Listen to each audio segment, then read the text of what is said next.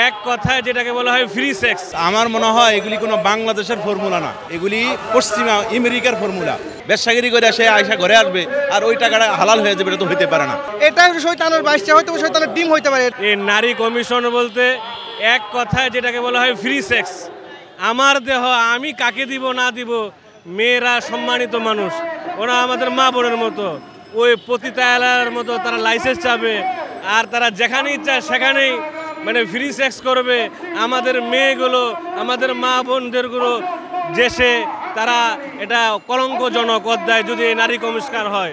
আসলে এগুলিরে মুসলমান মনে হয় না, আমার মনে হয় এগুলি কোনো বাংলাদেশের ফর্মুলা না, এগুলি পশ্চিমা আমেরিকার ফর্মুলা।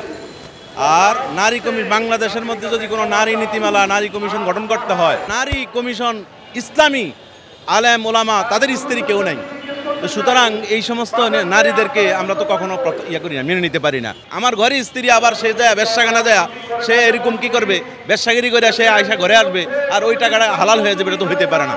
সুতরাং শুধু এটা হেফাজতে ইসলাম না, আজকের এই মহাসমাবেশে শুধু হেফাজতে ইসলামের লোক না, সকল ধর্মের লোকেরা এখানে আসছে, হিন্দু লোকেরা এখানে আমার জানা মতো অনেকে আসছে। এই সমস্ত দাবিগুলো যদি বাংলাদেশে যদি মানে মানিয়ে নেওয়া হয় তাহলে বাংলাদেশটা এরকমের হয়ে যাবে।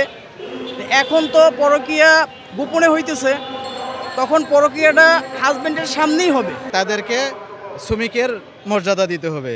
তো এটা যদি শ্রমিকের মর্যাদা তারা যদি চায় আর তাদেরকে যদি দেওয়া হয় তাহলে তো ঘর ঘর আরও বিশ্ববিদ্যালয় বেড়ে যাবে। আর তাদেরকে শ্রমিকের দেওয়া মানে, এবং তাদেরকে যেমন ঘাম ফেলে যেমন মানুষ টাকা ইনকাম করে, তদরূপে মেয়েরা দেহ ব্যবসা করে তারা টাকা ইনকাম করবে। আর তাদেরকে যদি লাইসেন্স দেওয়া হয় তাহলে তো এটা ঘর ঘর যেখানে সেখানে, তো এরকম যেমন বলছে যে আমার শরীর আমি দিব, যেখানে ইচ্ছা সেখানেই দিব, তাহলে তো আর ধর্ষিতা বেশি হবে। এটা তো আমরা ধর্ষিতার জন্য কি করতেছি, যে সুরাইয়া যেমন ধর্ষিতা হয়েছে, যে আমরা ধর্ষণ যেন না থাকে, কিন্তু এটার কারণে আর ধর্ষণ তো বাড়বে আর কমবে না।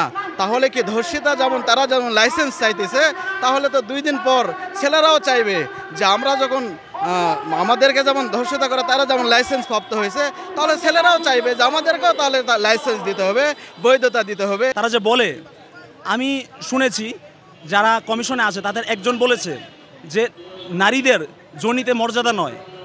আস্তাগফিরুল্লাহ, খুবই লজ্জা লেগেছে তাদের মানে তাদের ভাষা দেখে, যে মর্যাদা আসলে কোনো স্থান বা কোনো অঙ্গের সাথে জড়িত না, এটা আত্মমর্যাদা বোধ। এটা আল্লাহ তাআলা মানুষকে দিয়েছেন।